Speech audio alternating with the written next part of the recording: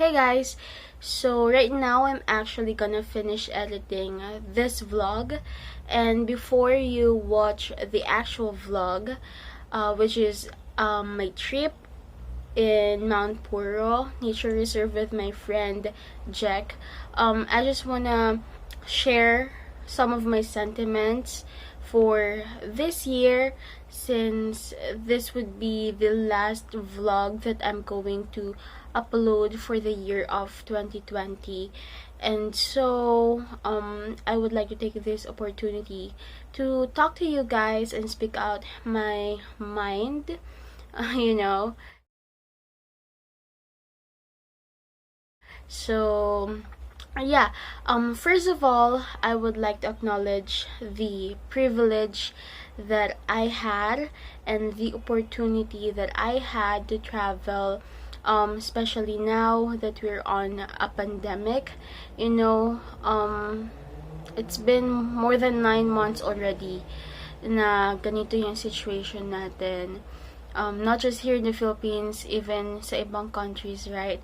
So it's almost it's going to be a year already sa March. So 3 months from now, 1 year na ganito yung situation natin. And I'm pretty sure that this pandemic really put a toll on your mental health, all the stress, all the anxieties, and like ang dami kasi na nangyari this year na parang we are robbed with the things na importante sa atin. Some of us lost people na importante sa buhay natin. Some of us had to delay some opportunities in life. Some of us have travels na na-cancel due to the pandemic, and the borders of other countries are still closed, so hindi tayo makaalis talaga. So we have different experiences throughout this pandemic, and I really hope that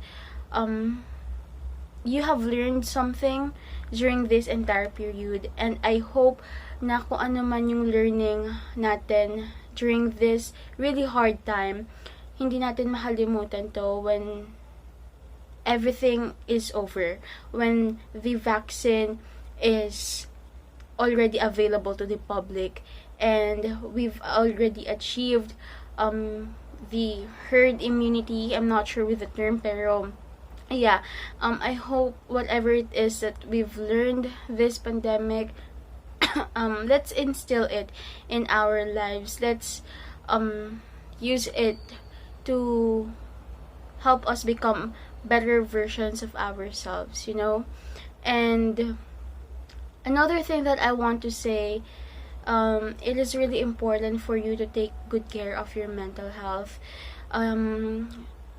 As maybe I'm not sure, but maybe some of you have noticed na I stopped uploading nung November, I think, or October. I'm not sure kung anong month yun, but I stopped uploading for quite some time, and it's because I've been through a really rough road, for the past 2 months of this year.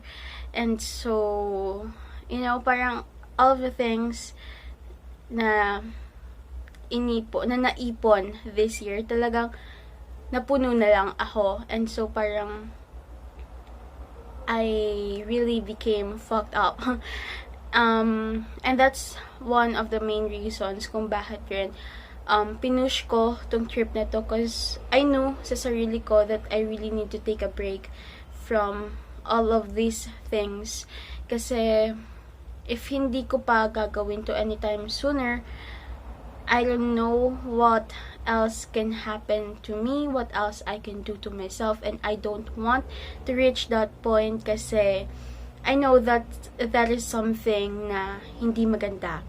Something not good will happen if I'll let it, if I'm just going to turn down everything that I'm feeling, everything that I'm thinking. If ipuput down ko na naman silang lahat, if I'm going to shove it all down again, I know mas magiging malaki yung balik nun sa akin. So, actually, nowadays, traveling, having a vacation, taking a break is no longer a leisure. It's becoming a need for us, especially na yung everyday life natin is becoming more stressful and more toxic. You know, taking a break, going to a vacation for a couple of days is really something that we need to do.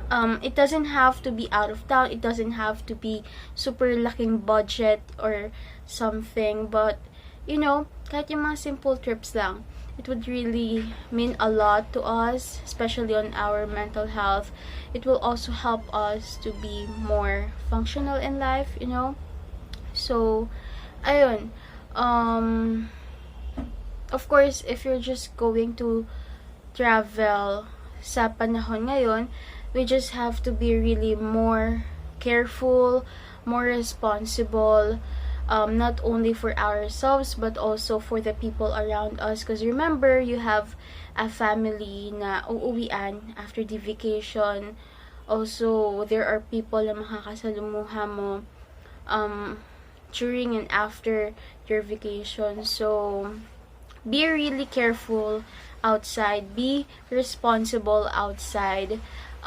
It doesn't have to be on a vacation. Kahit lalabas ka lang to run some errands or whatever.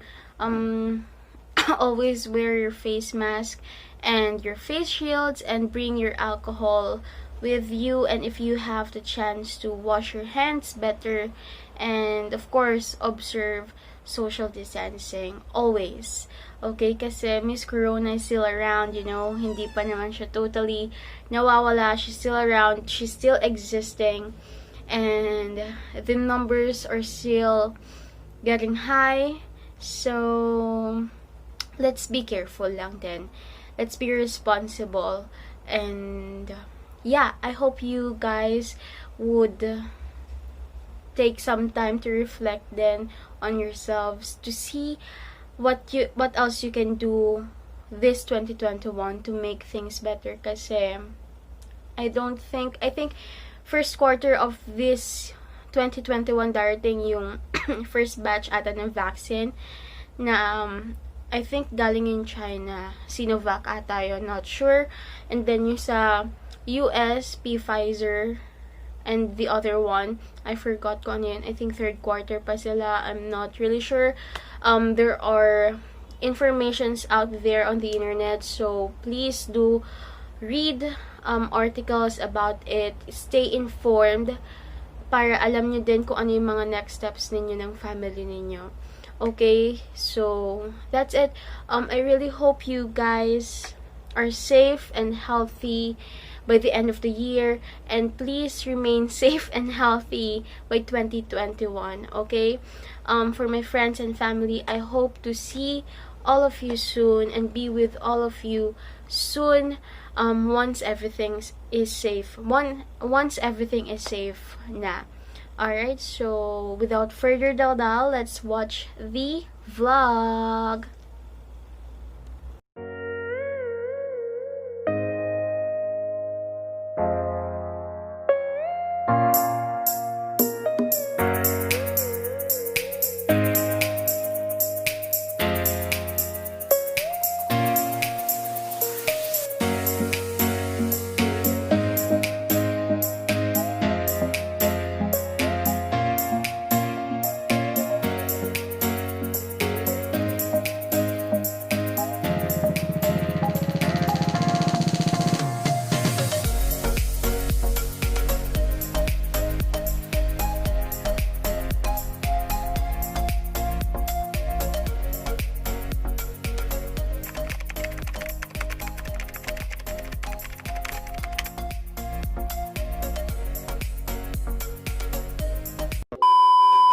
It's a Visual back at it again, the brand new vlog.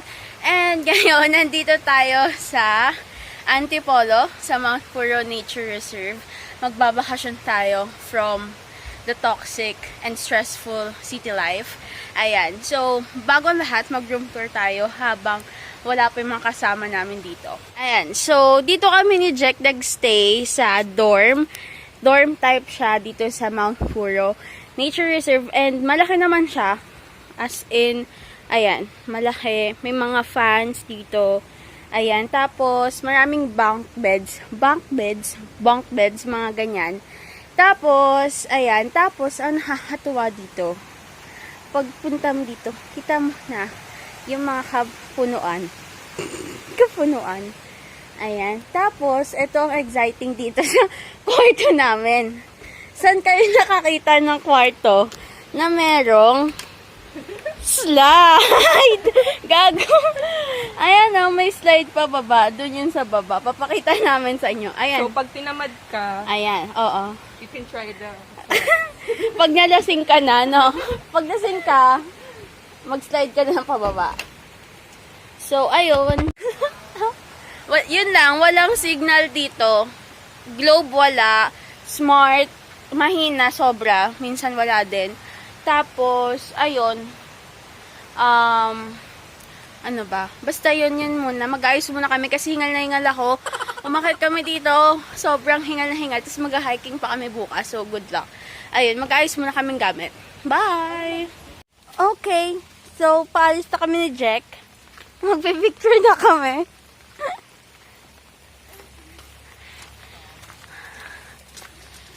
Yung room namin, medyo malayo siya dun sa harapan. Kaya ang daming lakaran. Hi guys! So, today is December 27 and it's already 6:33 in the evening. And then dito kami ni Jack sa Lola's Kitchen. We're going to have our first dinner here in Mount Purro Nature Reserve. So, yeah, sobrang ganda dito. Hindi ko lang kayo ma-tour ngayong gabi kasi umuulan. So, medyo mahirap mag-tour kasi nga ang dulas ng daanan dito. But hopefully tomorrow, hindi siya ganun ka-ulan para maka-ikot tayo. Although kanina nakapag-take na kami ng ilang pictures. So, yeah. We're just waiting for the food. So, here's our food for tonight. We have here tuna carbonara, I think. And then we have chicken adobo. And I'm not sure if this is chicken fillet or fish fillet. And then we have here mushroom soup. And then, of course, we have rice. So, yeah, it's time to eat. Hi, guys. Hi, guys. So, nakabalik na kami ni Jack dito sa pavilion, dito sa dorm namin, kung saan kami nagsistay. And kakatapos lang namin mag-dinner. And ang sarap-sarap ng food. Ang favorite ko dun is yung tuna pasta. Ikaw, anong favorite mo dun? Same. Tuna pasta, no? And salad. Oo, ang sarap. Tapos, ayun, now we're just going to drink ng konti. Kasi tomorrow we have a schedule ng hike ng 5:30. And we have to go dun sa common area ng 5:15. So, hindi kami pwede malasing. Okay, so I'm just having one bottle of Pilsen. And she's having, what are you having? Wine. Wine, siya lang. Tita, very tita na. So, ayun, magi-deep talks lang kami while drinking. Mga adult talks na, mga consumption sa buhay. So, ayun. Nakakahiya dahil may ibang tao dito. Bye-bye! Hi guys, good morning! Ayan, day 2 na namin and magte-trekking kami. First time namin mag-hike ni Jack. So, good luck sa amin. Yes. 2 hours trekking daw yon. So good luck. Sakit ka kayo. Nasa hagdan palang hinihingal na. Paakyat pa lang kami ng dorm. Hinihingal na ako. So good luck. Ayun, marami naman kami kasama. Yung mga kasama din namin sa dorm. Tsaka sa kabilang room. So, good luck. Sana makapag-vlog.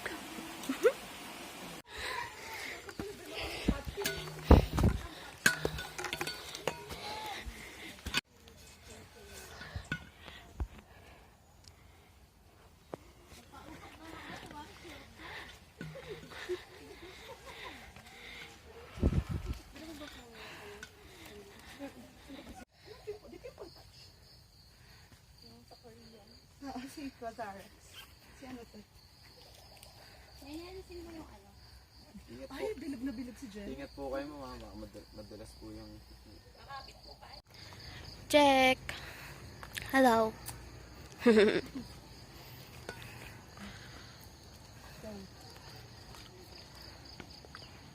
ma'am. Kaya po bukas yun, magbosa-bosa na po kayo para hindi kayo mahirapan. Sabi po sa bosa-bosa ma'am, ano?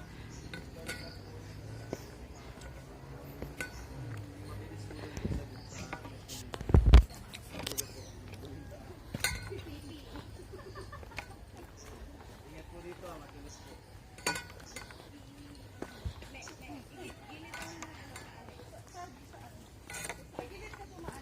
Yung stick ma'am, lalo.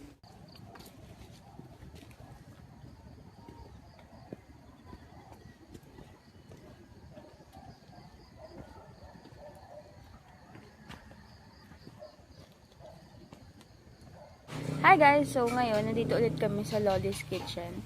We're having coffee kasi wala kaming stab for breakfast. And hindi na rin kami nakapag-vlog masyado nung hike kasi sobrang dulas. Tapos, hindi kami nakapag-full hiking kasi sobrang hingal na hingal na ako doon. As in, parang... Unti na lang. Malalagutan na siya. As in, parang mamamatay na ako doon. Ganun level. As in, tuyong-tuyo na yung lalamunan kung hingal na ako. So, nag-mid-hike lang kami. Ganun. Though si Jack, di ko alam, balak niya ata mag-hike ko bukas. Kasi carry naman niya mag-full hike. Ayun. So, may ilang clips lang kami kanina. Ang hirap niya kasi for first timer. Kasi I asked actually yung guide namin if pang first timer ba talaga yun or for beginners yun. Sabi niya hindi raw. Hindi raw yun pang beginner. So, as a first time hiker, ang hirap niya talaga. Like legit. Sobrang steep. Tapos basa pa kasi umulan talaga kahapon almost the entire day. Kaya basang-basa yung lupa. Tapos, ayun. Ayan. Ayun. So, ang hirap niya. Although, nakita naman namin yung sea of clouds dun sa nadatnan namin. Basta, ang hirap niya for first timer. Tsaka, isa pa dun, parang prior to that kasi wala talaga akong exercise. Parang ilang months na akong hindi nakakapag-workout. So, kahit cardio, wala talaga. So, talagang nabigla siguro din yung lungs ko na kailangan niya mag-function ng bigatin. So, ayun. Although mamaya, may river walking ba? Anong tawag doon? Basta pupunta kami sa river. Mag-iilog naman kami mamaya. Si Jack naman, ang kinakatakot niya, baka masoko kami. Baka daw madulas kami, tapos mabagok kami, tapos ano rin na kami ng ilog. Tapos, ayun, ngayon, after namin magkape, magsuswimming kami, maglulubog kami sa pool. Tapos, picture, syempre. Ayun, excited na kami sa lunch, tsaka sa dinner. Yun yung inaantay namin. Tapos, mamayang gabi, inom kami since last night na namin dito. Ayun, so, yun muna yung update. Balikan ko na kayo later. Bye-bye! So, natapos din namin yung river walking namin. Nandito na kami sa point kung saan kami magsistay. And nakapag-take na kami ng konting pictures and ng ilang videos.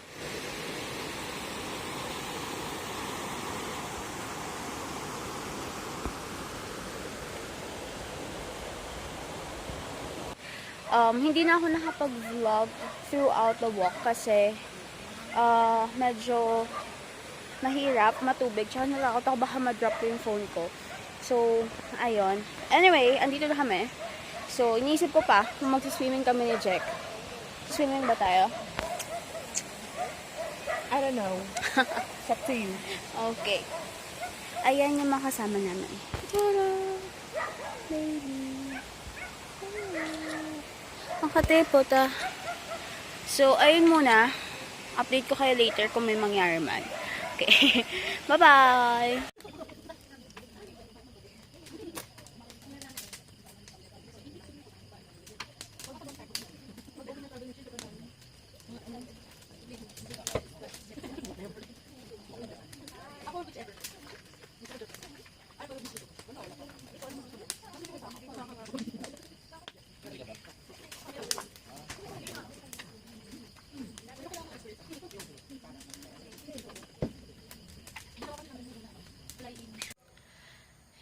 guys, good morning. So today is December 29 and I think it's 6:45 now. We just woke up, hence the maga face. So yeah, um this is our last day na. Our checkout is 12 noon. So ngayong morning, super chill lang. We're just going to take more photos and swim na kami sa pool finally. And ayun. So I haven't talked to you guys parang about our stay here sa Mount Purro.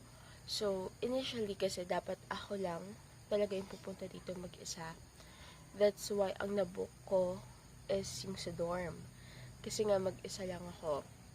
And this is the cheapest accommodation, by the way. This is 900 pesos a night.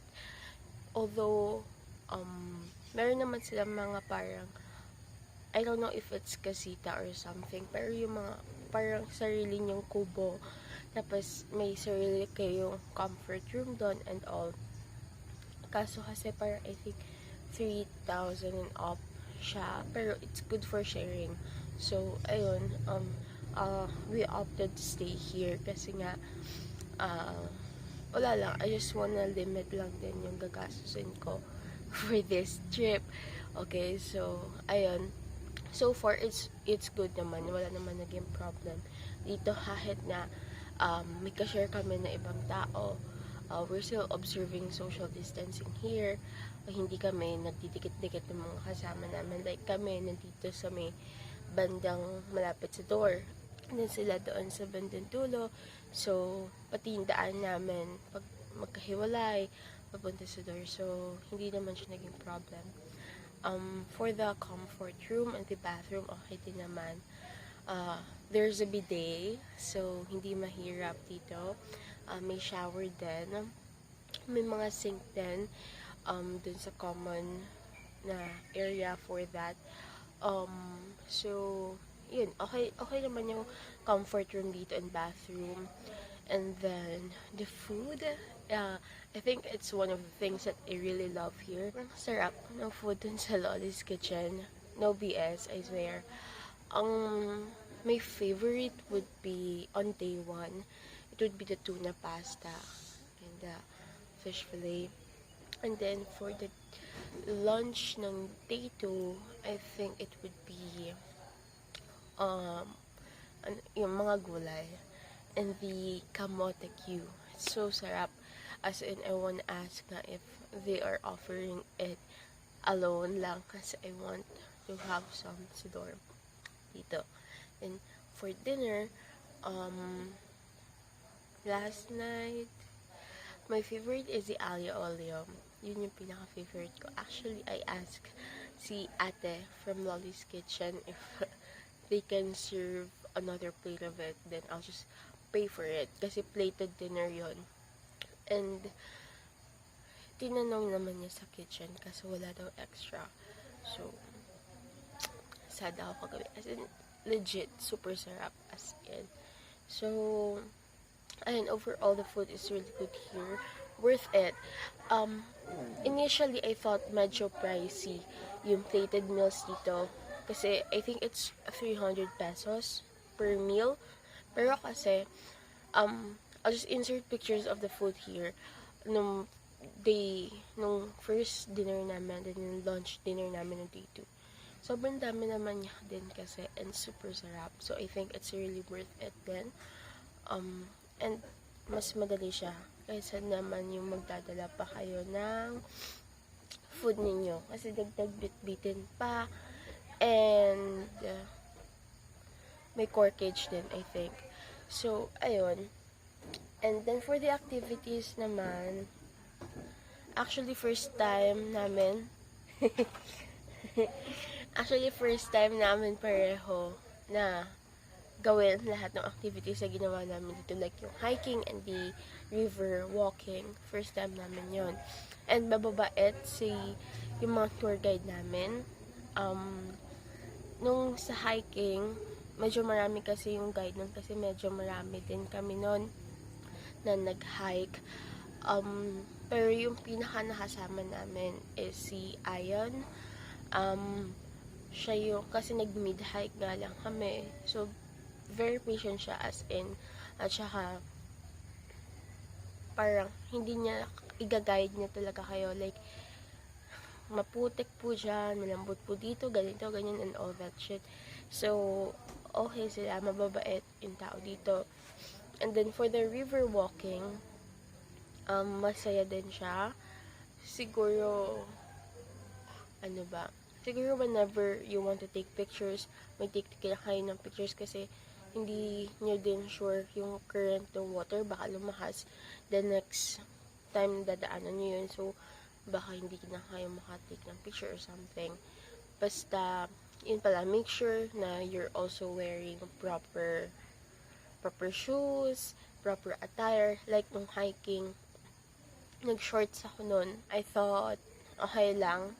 Kasi may mga hikers ako na nakikita na naka-shorts. Pero, I advise na leggings lang kayo or jogger or anything na ma-cover up yung legs nyo kasi malamok doon sa mountain. Medyo pinapaka ko kahapon doon.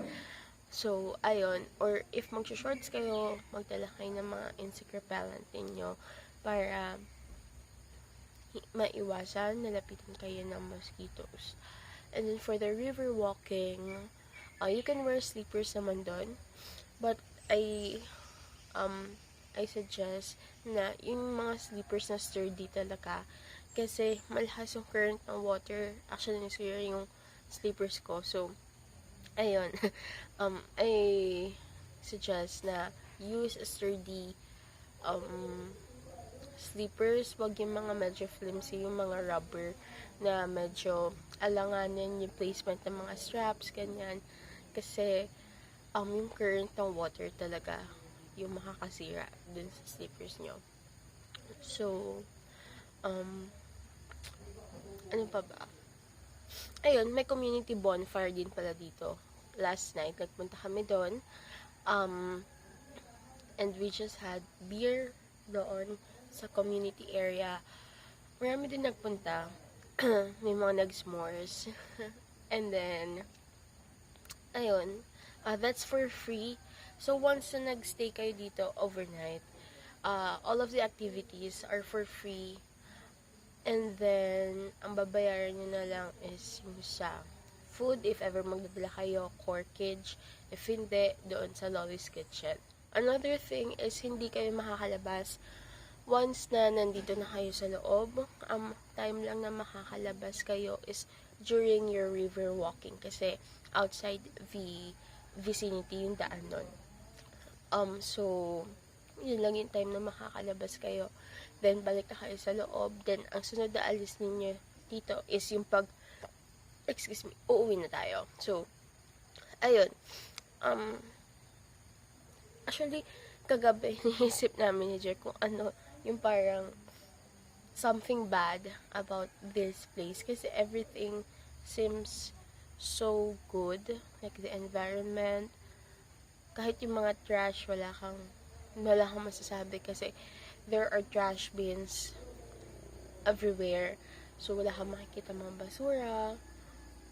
The people are good. They are very approachable. The food is good. The activities are nice. So far, wala kaming makita na parang bad side dito in Mount Purro. So, if in case you want to take a break from the city or from your life in the city, I suggest this place since malapit lang siya sa metro, sa metro. Parang 2 hours or less than 2 hours lang from Cubao.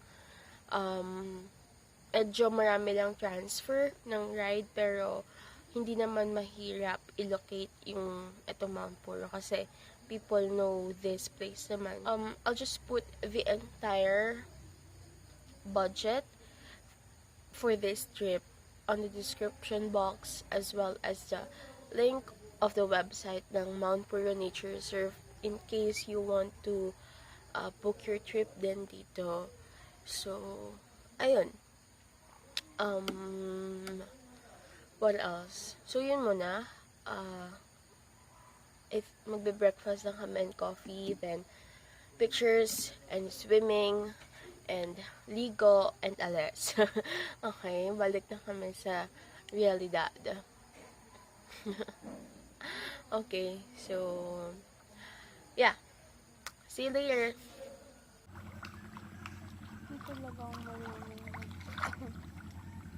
Sabi ko patagalan yung tayo eh. Ayoko nun. Bakit? Hihinga lang sa ilalim. Yun lang kaya kong gawin. Mauna, mananalo ko sa'yo. Oh, 1, 2. Mababaw dito. Mababaw dito. Ayoko doon. Adi dito. Yan, tatapat tayo ng kama. Mababaw kasi ito. 1, 2, 3.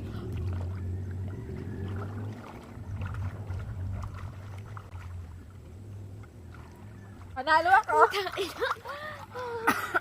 Sabi sa'yo, may nalo ako sa'yo.